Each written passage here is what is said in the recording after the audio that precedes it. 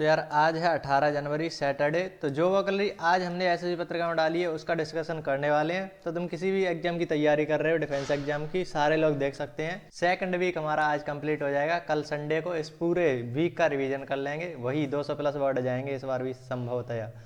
तो स्टार्ट करते हैं। निमोनिक के साथ ज़्यादातर को देखेंगे, नहीं जो निमोनिक होगा उसको हम संडे में रिवाइज कर लेंगे और बार बार उसको अगले दिन डाल दिया करेंगे, ऐसा करके उसको रिवाइज कर लिया करेंगे।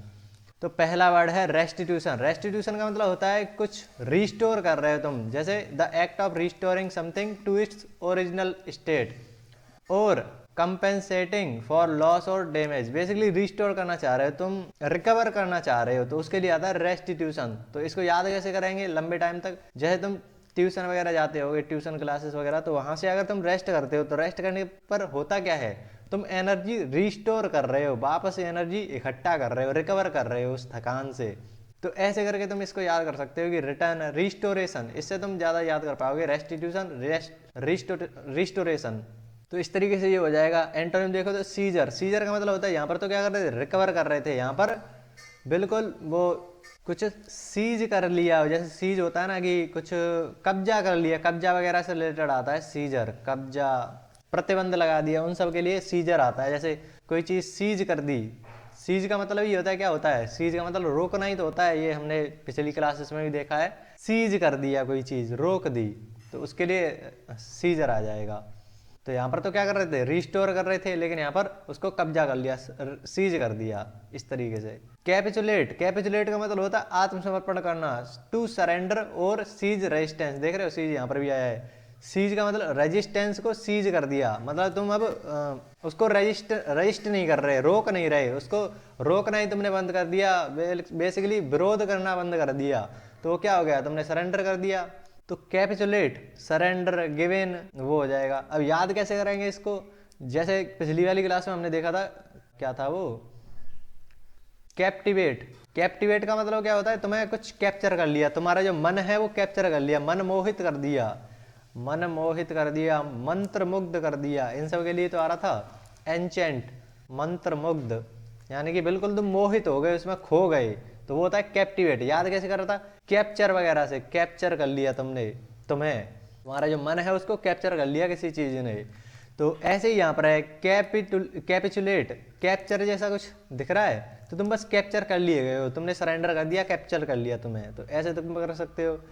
यहाँ पर तुम रजिस्टेंस दिखाई नहीं रहे थे, लेकिन यहाँ पर तुम रजिस्ट कर रहे हो, रोक रहे हो, विरोध कर रहे हो, उन सब के लिए आ जाएगा। तो 2 वर्ड तुम्हें याद हुए, 2 वर्ड क्या और ज्यादा हो जाएंगे, हो गए होंगे, 2 ही वर्ड है ऐसा। तो रिक्वेसाइट। रिक्वेसाइट का मतलब होता है आवश्यक, जैसे प्री रिक्वेसिट होता है। प्री रिक्वेसिट जैसे कोई भी तुम चैप्टर पढ़ रहे हो, जैसे अभी मैंने बताया था कैलकुलस वगैरह पढ़ने के लिए प्री रिक्वेसिट क्या है, तुम्हें थोड़ा बहुत अलजेब्रा वगैरह के पार्ट आना चाहिए, तुम्हें फंक्शन वगैरह का थोड़ा बहुत आइडिया होना चाहिए। तो ये क्या है, ये प्री रिक्वेसिट है। कैलकुलस को पढ़ने से पहले ये चीज़ें आवश्यक हैं। तो प्री रिक्वेसिट बोलो, रिक्वेसिट बोलो, वो सेम चीज़ है। तो रिक्वायर्ड चीज़ है, नेसेसरी और essential for a particular purpose. Calculus पढ़ना है तो उससे पहले ये चीज़ें आनी ही चाहिए, ये पर्पज है, इससे पहले एसेंशियल ये है। तो एसेंशियल, रिक्वेसिट, प्री रिक्वेसिट, ये सब सेम वर्ड है। ऑप्शनल हो गया कि तुम करो या ना करो, लेकिन इनके लिए तो जरूरी है, एसेंशियल है। हैफजार्ड। हैफजार्ड का मतलब होता है कुछ कोई चीज रेगुलर पैटर्न में नहीं हो रही, विद नो पर्टिकुलर ऑर्डर और प्लान, बैडली ऑर्गेनाइज्ड, मतलब कोई ऑर्गेनाइज्ड वे में नहीं करा रहा, तो वो होता है हैफजार्ड। अनप्लान्ड, अनसिस्टमेटिक, उल्टा क्या होगा, सिस्टमेटिक। याद कैसे करेंगे हैफजार्ड को? सिंपल, हैजार्ड से याद कर लो ना। मान लो तुम कोई बिल्डिंग वगैरह बना रहे हो, उसको तुमने ठीक से ऑर्गेनाइज नहीं करा है, तो वो क्या होगा, गिर जाएगी, तो वो थोड़ी सी खतरनाक चीज हो जाएगी ना। हैजार्ड, हैजार्ड का मतलब तो समझते होगे ना, खतरा, खतरनाक, खतरा, इन सब के लिए तो आता है। तो वो एक खतरनाक चीज बन जाएगी। तो इस तरीके से ये हो जाएगा। नहीं तो वो हमारा है ही लियोपर्ड, नहीं, उससे नहीं, उससे नहीं, इसी इसी तरीके से करना है। हैफजार्ड का मतलब तुम कुछ सिस्टमेटिक तरीके से नहीं कर रहे, अनप्लान्ड है, अनसिस्टमेटिक है, तो वो खतरनाक चीज होगी, ऐसे कर सकते हो। इंजीनियस। इंजीनियस का मतलब होता है आविष्कारशील, शोइंग क्लेवरनेस और इन्वेंटिवनेस, कुछ आविष्कारशीलता दिखा रहे हो तुम, तो जीनियस से याद कर सकते हो। कोई जीनियस लोग क्या होते हैं, क्लेवरनेस दिखाते हैं, इन्वेंटिवनेस दिखाते हैं, क्रिएटिवनेस दिखाते हैं, क्रिएटिविटी दिखाते हैं, इमेजिनेटिव, ये सब एक जैसे साउंड कर रहे होंगे तुम्हें, एक जैसे लग ही रहे हैं उनका मीनिंग। तो ऐसे ये तो सिंपल सा हो गया कि क्रिएटिव, इमेजिनेटिव, पॉजिटिव वर्ड दिख रहे हैं इधर, अनइमेजिनेटिव, वो इमेजिन ही नहीं कर पा रहा कुछ। तो ये तो तुम्हारे पॉजिटिव वर्ड हो गए, ये उसका एंटोनिम हो जाएगा। तो ऐसे भी तुम कर सकते हो। नेक्स्ट देखो एम्बार्क। एम्बार्क का मतलब होता है कुछ जर्नी प्रारंभ कर देना। Let's embark a new journey ऐसे बोलते हैं ना। तो इस सेंटेंस को याद कर लेना, लेट्स एम्बार्क, मुझे भी इसी से याद हो गया था, तो संभवतः या तुमको भी याद हो जाएगा। Let's embark a new journey, तो तुम कोई जर्नी स्टार्ट कर रहे हो। एम्बार्क, स्टार्ट, ऐसे दोनों सेम तुम रिप्लेस कर सकते हो इससे।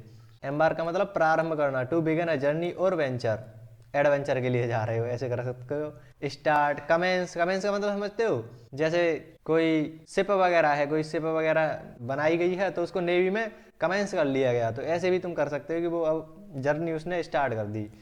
तो एंड, ये हो गया एंटोनिम। यहाँ पर प्रारंभ हो रहा था, स्टार्ट हो रहा था, लेकिन यहाँ पर एंड हो गया। तो एम्बार्क का मतलब स्टार्ट करना। Let's embark a new journey, ऐसे याद हो जाएगा। फेरोसिटी, फेरोसिटी का मतलब होता है बहुत ही ज़्यादा फियर्स, क्रूर, वॉयलेंट, इनके लिए आता है स्टेट ऑफ बीइंग फियर्स। याद कैसे करोगे? वैसे तो ये सिंपल वर्ड है, तुम्हें अगर निमोनिक ना बताया जाए फिर भी तुम्हें याद हो जाएगा, लेकिन तुम इसको कर सकते हो।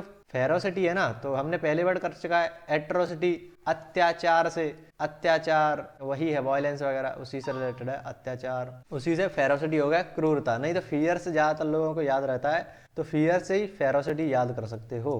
तो ब्रुटैलिटी, बारबेरिटी, ये दोनों वर्ड हो जाएंगे फेरोसिटी के लिए। जेंटलनेस इसका एंटोनिम हो जाएगा। ये क्या है? सज्जन व्यक्ति है, बहुत ही क्या बोलते हैं, वॉयलेंट वगैरह नहीं है, सज्जन व्यक्ति है। यहाँ पर ये हरामी टाइम के थे, ये सज्जन व्यक्ति है। असेंट, असेंट का मतलब होता है तुम किसी पर एग्री कर गए, किसी व्यक्ति से एग्री कर गए, या कोई डॉक्यूमेंट वगैरह है, गवर्नमेंट का जो डॉक्यूमेंट होता है तो उन पर तुम एग्री कर जाओ, तो वो होता है असेंट। टू एग्री और अप्रूव, अप्रूवल दे दिया तुमने, जैसे ये वर्ड हमने कर भी रखा था कि किसी चीज को तुम अप्रूवल दे रहे हो तो उसको रेटिफाई कर रहे हो। इसके लिए सेंटेंस उसको याद रखना, if you rectify your mistakes, rectify your mistakes in your documents, नहीं ऐसे ही करो, your mistakes, then I will ratify your documents, ratify your documents. इसी से हमने इसको याद करा था कि अगर तुम अपने जो डॉक्यूमेंट है उनको रेक्टिफाई कर देते हो, मतलब उनको सही कर लेते हो, उसमें जो भी मिस्टेक्स है उनको सुधार लेते हो, then I will ratify your documents, मतलब तब वो अप्रूवल दे देगा उन डॉक्यूमेंट्स का। कोई भी तुम गवर्नमेंट अधिकारी वगैरह ऑफिसर होते हैं, उनके पास जाओगे तो वो क्या करेंगे, पहले तुम्हारे डॉक्यूमेंट वगैरह चेक करेंगे, तो अगर तुम सही कर देते हो तभी वो अप्रूवल देगा, उन्हें आगे भेजेगा। तो ऐसे इनको याद करा था। असेंट, एक्सेप्ट, दोनों सेम जैसे साउंड कर रहे हैं कि तुमने सहमत हो गए किसी बात को, एक्सेप्ट कर लिया या उसको समर्थन दे दिया, समर्थन के लिए भी आ जाता है ये वर्ड। तो ये इंपॉर्टेंट वर्ड है, ये बार बार पूछा जा चुका है। एसेंट है, और जो सीवियर वगैरह होता है वो ज्यादातर पूछे ही जाते हैं। इनको मैं अलग वीडियो में बना दूंगा कि ग्रुपिंग ऑफ वर्ड से मैंने करा दिया कि एक वर्ड लिया, उसके जितने भी सिमिलर वर्ड बन सकते हैं उनको साथ में तुमको करा दिया। तो ऐसा भी हम ट्राई करेंगे, तो वो भी चीज हो जाएगी तुम्हारी। तो रेटिफाई, ब्लेस, ब्लेसिंग दे दी किसी ने तो तुम क्या कर रहे हो, तुम्हें समर्थन, समर्थन मिल गया। एक्वेस, ये भी तुम्हारा एक अच्छा वर्ड है। एक्वेस का भी मतलब होता है सहमत होना। इसको भी मैं बार बार करा दूंगा, अभी के लिए कोई निमोनिक नहीं है इसका। रिफ्यूज का मतलब मना कर देना, यहाँ पर सहमत हो रहे थे, यहाँ पर मना कर रहे हैं। रगड, रगड का मतलब होता है बहुत ही ज्यादा rough, rough with a lot of rocks and not many plants, मतलब पेड़ पौधे नहीं है, ज्यादातर पत्थर वगैरह पड़े हुए हैं, कंकड़ पत्थर, रफ है बेसिकली। तो अनइवन, बम्पी, इरेगुलर, रॉकी, ये सब सिंपल सिंपल से वर्ड हैं, रगड को कर सकते हो इससे। रगड को तुम रफ कर लो ना, रग, रफ, उबड़ खाबड़ टाइप का, तो स्मूथ एंटोनिम हो जाएगा। एग्रेजियस, एग्रेजियस का मतलब होता है बहुत ही ज्यादा हॉरिफाइंग चीज, अपालिंग, जैसे हमने देखा था ना। अपाल को वैसे तो मैंने उससे कराया था, कपाल से। कपाल समझते हो, जो क्या होता है वो, अगर चमड़ी वगैरह निकाल दी जाए तो वो कपाल बचता है, खोपड़ा, तो वो होता है अपालिंग की, बहुत ही ज्यादा डरावना, हॉरिफाइंग। तो हॉरिफिक ये आ जाते हैं एग्रीजियस के लिए। तो थोड़ा सा एग्रीजियस आ रहा है, तुम अग्रेशन टाइप से, अग्रेशन उस तरीके की चीजों से आ रहा है, तो उससे तुम कर सकते हो। कोई अग्रेशन दिखा रहा है तो वो थोड़ा सा डरावना दिखता है, तो ऐसे तुम कर सकते हो। वैसे तो हाँ हो जाएगा एग्रेजियस। तो भयंकर, बहुत ही ज्यादा डोमिनेंट हो तो वो भी एग्रेजियस वर्ड उसके लिए भी यूज होता है, कि कोई डोमिनेंट चीज हो तो वो भी इसी वर्ड को तुम उसके लिए यूज कर सकते हो, डोमिनेंस के लिए। भयानक तो हो ही गया। तो आउटस्टैंडिंगली बैड और शॉकिंग, तुम्हें ये जो शॉक है ना, एग्रेजी से आता है एक नेगेटिव शॉक के लिए, कि तुम्हें थोड़ा सा डरावना जो शॉक होता है ना वो है। लेकिन इसका तुम एंटोनिम देखोगे तो वो हो जाएगा मार्वेलस। मार्वेलस का भी मतलब शॉक ही होता है, कि तुम किसी चीज को देखकर शॉक हो गए, लेकिन वो पॉजिटिव वाला होता है कि तुम बहुत चक्के रह गए, जैसे तुमने ताजमहल को देखा या कोई मंदिर वगैरह देखा बड़ा, जैसे एलोरा की गुफा वगैरह है, तो वो एक तुम चौंक जाओगे उनको देखकर, भौचक्के रह जाओगे, आश्चर्यचकित हो जाओगे।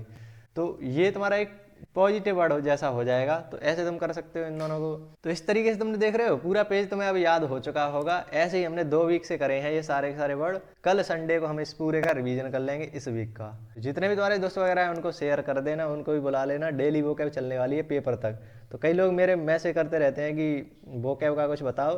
तो सिंपल है, इस सीरीज को फॉलो कर लो, पेपर तक चलेगी, इससे तुम्हें बहुत सारे वर्ड याद होने वाले हैं। उसके अलावा वोकैब जो PYQ आ रखे हैं तुम्हारे NDA CDS एफकेट, उनके कर ले जाओ।